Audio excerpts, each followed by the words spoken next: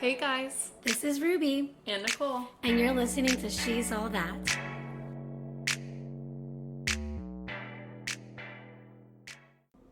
Hello everyone, and welcome back. Thank you for tuning in with us today. We are going to be talking a little bit about self-care. So Ruby, do you want to start by kind of breaking down what self-care means to you?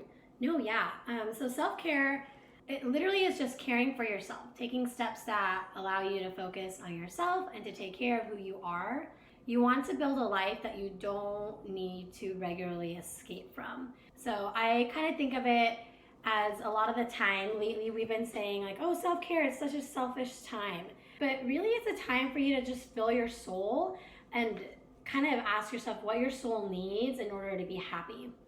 Totally.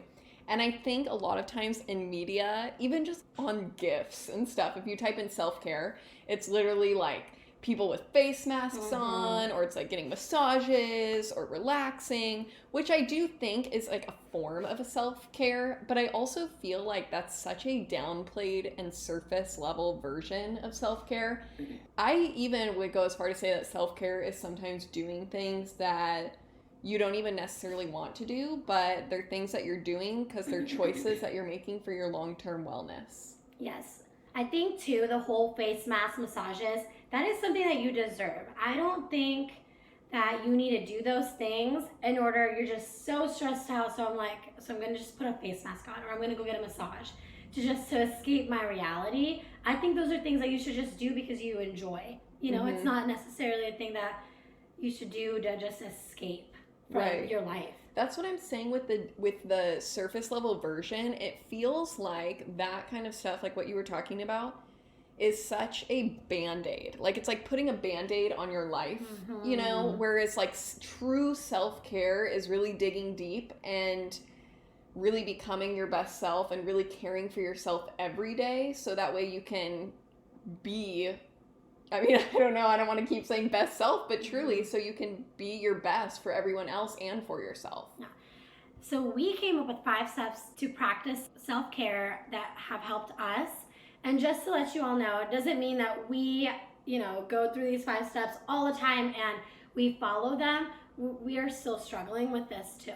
Totally. I sometimes when I was writing through these, I was like, these are things that some days I still have to remind myself about, and it's a struggle because there's days when, I set goals or whatnot, and I don't necessarily want to do it every day because it's work, it's hard work. But yeah, so take it with a grain of salt, but listen, because these are good tips. We've been taking our own advice, so go ahead. So the first one is set goals and make a plan to achieve them. What does that mean to you, Nicole? So for me, I think setting goals is one of the biggest types of self-care because you are setting goals to better yourself. You are pursuing things that you are passionate about and you are taking steps towards creating a better you. I feel like that is the epitome of self-care. You are setting goals, you're achieving them, and you're becoming the person every day that you want to be and that you are meant to be. I just feel like the most common goal that people are always thinking is, oh, I'm going to exercise every day, or I'm going to eat healthy. But I feel like there's so many different parts of your personality. There's so many different spheres of who you are that are things you can be passionate about or goals you can have. So for example, you might have goals in your career. You might have goals in your personal like well-being life. That could be like exercise and eating healthy and like your mental state, your mental health. Or you might have goals regarding, I don't know, your education or your finances or your housing if you want to buy a house. So having different goals that you are putting a plan in place to achieve them, you are taking steps every day to care for yourself. And let's be realistic. If you're in debt and one of your goals is probably to get out of debt, and you think that self-care is retail therapy, which I went through a phase where I just love to shop, and buying things will make you happy in the moment, but in a month when you get your credit card bill, is that going to add more stress in your life or contentment? And now I think about it and I'm like, I go to the store and I ask, do I actually need that? In 5 seconds, am I going to be happy? 5 weeks, am I going to be happy? In 5 years, will I be happy with that debt?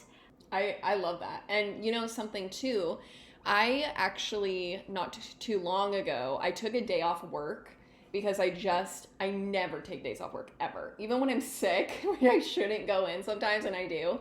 And I did take a day off work, and I remember talking to one of my coworkers, and I was like, I just need a day to myself. Like, I need a self-care day. I need a day to really just focus on myself and recharge to be my best self again.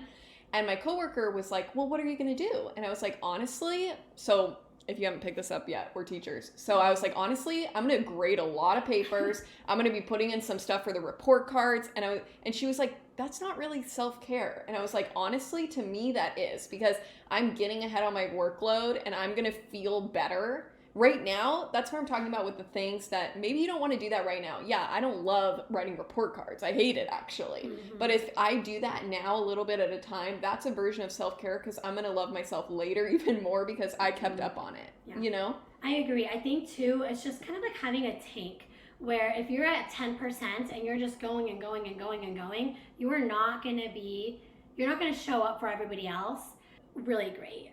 If that makes sense. And so you really need to go back and think, what can I do to fill up that tank? Because right now I'm at 10%, and if I keep on living this life, I'm going to be so stressed out and I'm going to be just burn out. And that's what you don't want. And so I think that's such a great example of taking ownership and just seeing what you need to be happy, even if those are things that you don't want to do. Totally. And also, one thing that I just love is just little wins.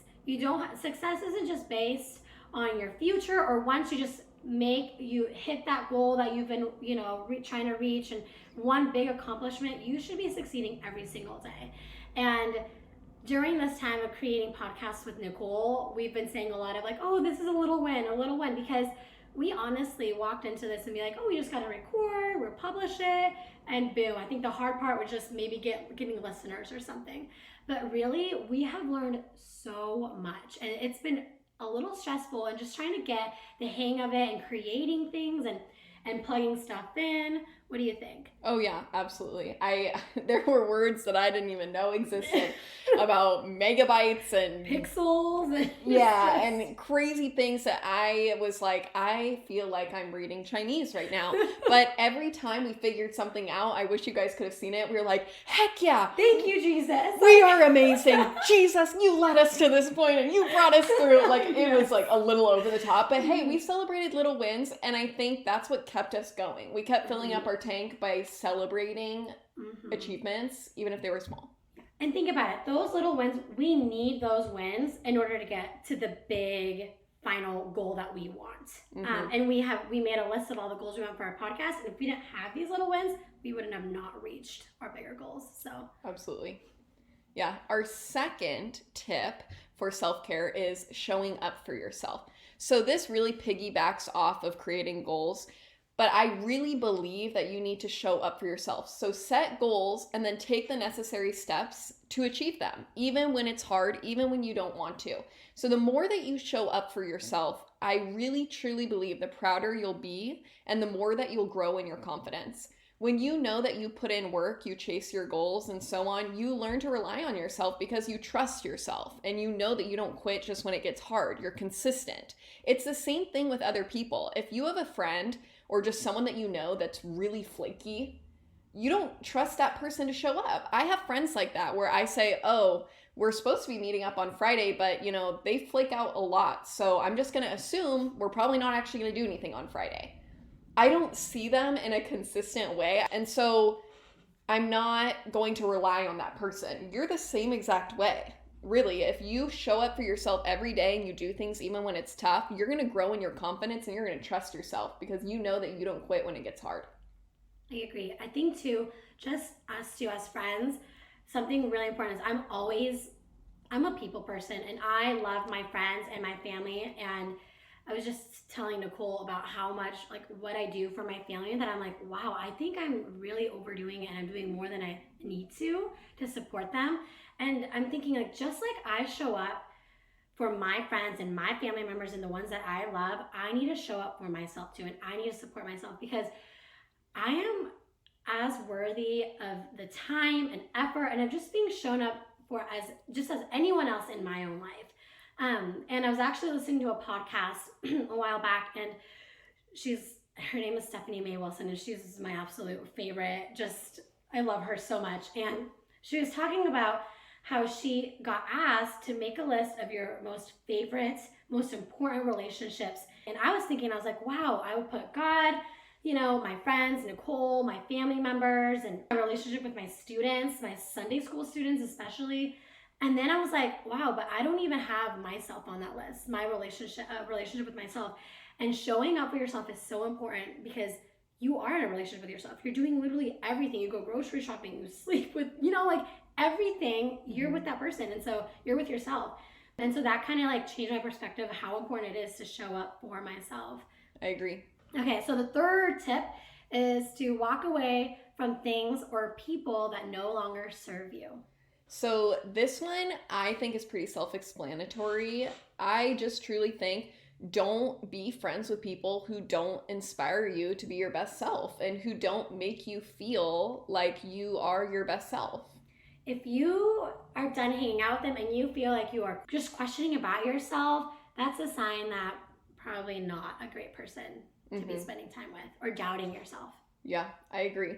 And I want to put out a disclaimer here because I think sometimes in society, that is such a thing that we put out there, like walk away from them. If it's not serving you, drop it and all of this stuff. And I do agree with that to an extent. But I also think this does not mean that you should walk away from someone just because maybe they are going through something or you are. Everyone has seasons in their life. And people can do things that maybe are not normally in their character, but it's because they're going through a tough time. And that doesn't define them. You know what I mean? So if let's say Ruby, for example, is really bothering me lately for some reason, right? But maybe I know that, you know what? She's going through a really tough season in her life right now. So I'm not just going to drop her as a friend because she's going through something, right? That's different. So think about what their character is versus what season maybe they're going through. I just don't want people to be like, oh, well, this one time we hung out, they really annoyed me, so I'm dropping them as a friend. I don't agree with that. But I do think you need to surround yourself around people that truly make you feel happy and that you do the same for each other because you are who you spend time with.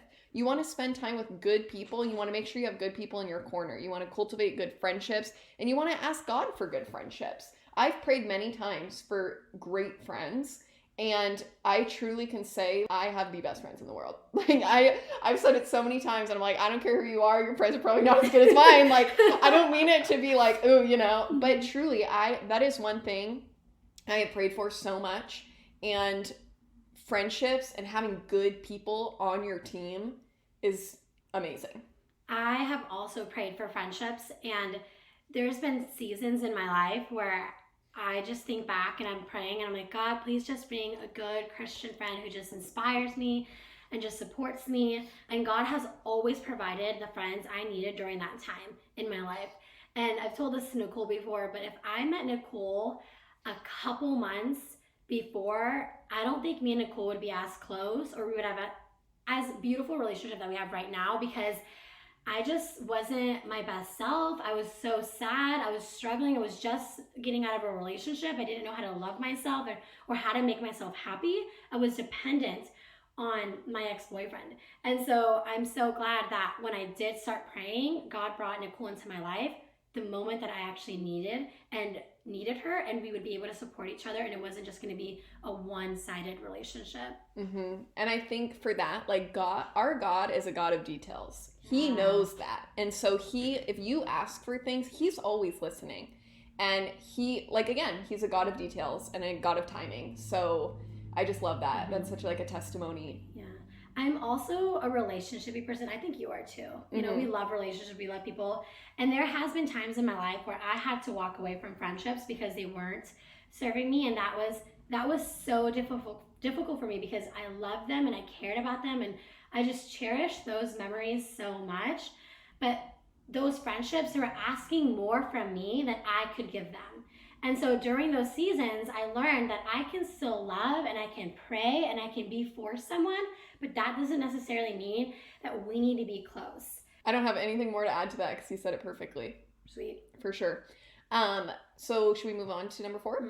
Okay, our 4th tip for self-care is to pay attention to actions that make you proud and acknowledge them. So I truly think it is such an amazing thing when you can be proud of yourself. Pat yourself on the back, toot your own horn, be proud of yourself. Don't let others dictate what makes you proud. Some of my proudest moments are moments that I don't think would necessarily constitute as socially acceptable proud moments. So, for example, when I graduated college, I grew up in a house where that was not really, that was just an expectation, I guess. I knew from being a little girl I was going to go to college someday. I knew I would maybe have my master's. That wasn't, so when I walked across the stage, yeah, I guess I was proud, but it's just like I knew that was always going to happen for me. So that wasn't something that I felt this deep, proud moment during that time. Although something that I've always really struggled with is in relationships, I don't know why. This has been so hard for me. And I do think this is probably more common than I think. But just being open about my feelings and my emotions, I tend to push away a lot of my feelings because I don't want to upset someone. And so advocating for myself and standing up for myself and asking for what I want is really difficult for me. And not too long ago, I remember I did exactly that. I advocated for myself. I told someone exactly what I wanted in a relationship, and it didn't work out, but I was truly walking away. So everyone, all my friends, were like, oh, Nicole, like, we love you so much. You're amazing. It's going to be fine. And, I needed that from my friends, but I felt proud because I said, you know what, for the first time in my life, I stood up for myself and I asked for what I wanted. And even though I didn't get what I wanted in that situation, I think that was one of the proudest moments of my life. And I think when you continue to be proud of yourself and you continue to celebrate those proud moments, you get more comfortable making those moves and doing those things. I love that. I love that you shared that. No, definitely. You cannot compare yourself with other people, especially with accomplishments, because for me, graduating college, I'm the first in my family. And so that to me is like, wow, that is not common. I don't see that often, and so I was really proud. And accomplishments looks different on everyone. So just like bravery and boldness. And I went on a vacation by myself for a week. It was like 3 weeks before I was going to leave. And I was like, you know what? I think I'm just going to go fly to Florida and go to this I literally Googled the prettiest beach in the United States, and Siesta Keys was the one that showed up. So I literally booked a ticket 3 weeks before, got a hotel room. I went and I didn't know anyone, and it was one of the best trips of my life, and I've learned so much. And I was talking to a friend, actually a friend that we met in Costa Rica, and she was like, we were talking about it, and she was just so happy for me. But I was thinking, she travels by herself all the time. Like, I feel like she's always traveling. That's just her job, just traveling. And it's by herself going to all these different countries. And so I was thinking, to her, what I did, it's not as brave and bold because she's used to that. That's her life. And for me, I'm such a people person, and I'm always like, oh, who are the people that I know? I want to hang out with you. That it was so different for me to just go to a different state. And our fifth tip is to make time for things that genuinely make you happy.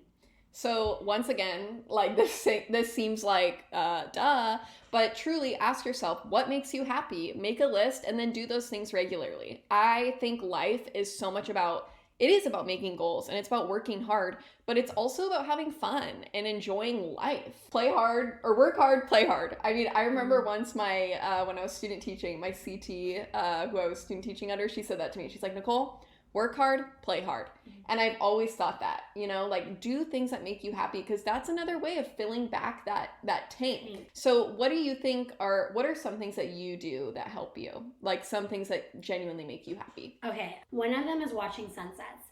I think people may think I'm really obsessed with sunsets, but I love going out, and I try every single day, and I post so many sunset pictures on all my social media accounts because I don't know, I go and I just look at the sunset and I'm like, I just see God's beauty. I'm just reminded of God.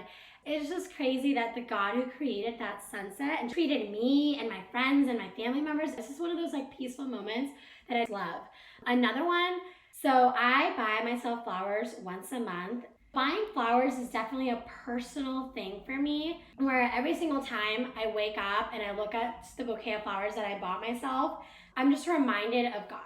As I said, I think it was the first or second episode, I've never met my biological father, but I know that my mom and my biological father would see each other once a month, and every single time my dad would give my mom a bouquet of flowers. I held a grudge against my dad for about 18, 19 years because I've never met him. Finally, when I went to college, I was like, I just let go of that and I forgave him for never showing up in my life and never showing that he cared about me. And so when I see those flowers, I'm just reminded of that experience and that time in my life where I'm like, wow, I grew so much in that area of my life of letting go and not holding that grudge against someone that I don't know. I love that. I love that so much. Things I do that genuinely make me happy is traveling. I love traveling. Just walking around another city and hearing a different language and eating other foods. There is truly nothing I think that's ever happened in my life that's made me feel the way that traveling makes me feel. It just makes me feel so in tune with like my true self. I love it. And I love going on walks with friends or alone. I go on walks almost every single day around my neighborhood or down by the river. I love it. I love going to coffee with friends. I love swimming. Like, it's a weird thing. Ever since I was a kid, I've loved swimming. Like, there's just something about being in the water or being in the ocean. So I think just making time for things that truly you feel connected to who you are and that just recharge you, that fill back up your cup, you know, recharge your battery, fill up your tank, however you want to see it. Those are important things that can fill you up so you can be your best self for yourself, but also for others. And like I said earlier, these things you should just be doing because you want to live your life. It's not so that you can escape from your life. And so when you're doing all these things that makes you happy, and if literally putting a face mask makes you happy, great. You know, if that truly brings a lot of joy in your life, then do it. And you're having that mindset makes you realize that you're just going to want to live a happy and just proud life instead of wanting to get away from it. Exactly. Once again, I think self-help is not like a band-aid to fix a problem. It's like fertilizer on a lawn that's just helping you grow. I don't know if that's a good analogy or not, but it's helping you along the process. It's not something to just fix it. It's going to help you grow into a bigger and better version of yourself. Agree. Yeah. Well, awesome job. Thank you so much for tuning in. I hope that you guys found some helpful tips and that you enjoyed our episode. See you next week. Bye. Eso.